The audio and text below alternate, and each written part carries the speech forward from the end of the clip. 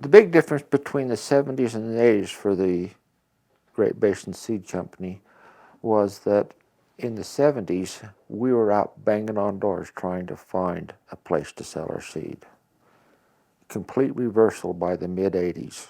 The farmers and ranchers were coming to us because the groundwork that was laid in the 70s, getting our name to all of the offices, the NRCS offices and government agencies, was now in their hands.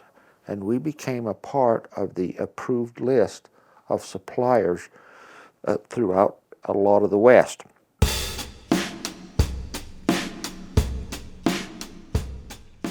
In the 80s, the government came out with a program called the Conservation Reserve Program. The motivation behind the CRP program was to take environmentally sensitive land out of agricultural production and improve it in an environmental way that helped mitigate erosion, increase pollinators, improve wildlife habitat. And so the government incentivized farmers by saying, if you will agree to not cultivate this land, we will subsidize your efforts with seed that you can plant in there, and then you leave it alone for an extended period of time, usually about 10 to 15 years.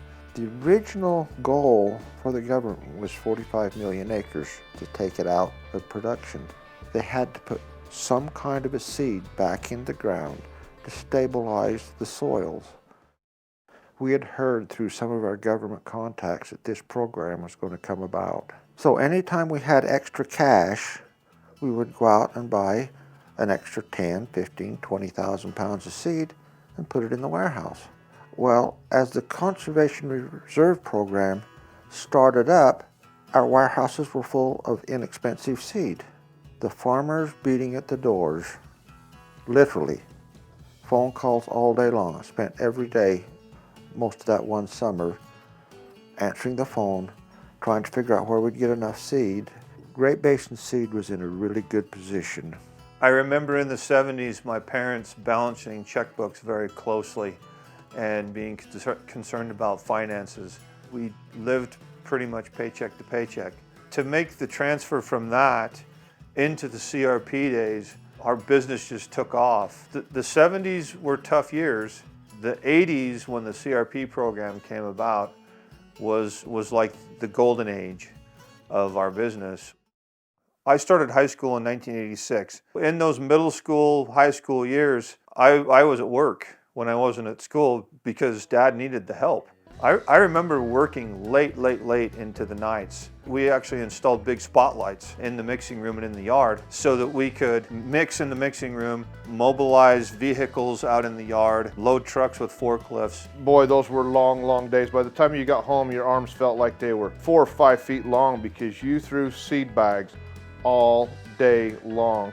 You know, we had more work than we could handle, and we were growing at a rate, we were almost outpacing ourselves. It was challenging. We found ourselves in the middle of this storm that none of us really knew how to handle. We're mixing seed and sending it to Utah, Nevada, Arizona, Colorado, Idaho, Oregon, and just going as fast as we can go. Along with the changes that the Conservation Reserve Program brought on, good conservation efforts were also taking hold. So while one side of the industry was going, the other sides were kind of pulled along with it. Farming and ranching sales also followed with the CRP. Over those few years, we had made contacts all over the West because of the CRP program, but now the ranchers were coming to us for everyday needs, for yearly needs of alfalfa and grains.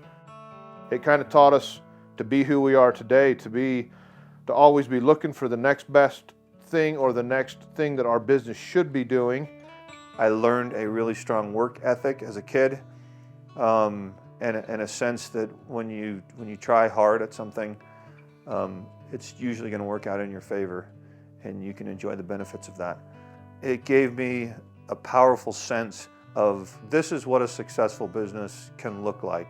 This is what's required to make that happen. And you know, we sacrificed a lot in those years, and it turned out to be a great success story for us.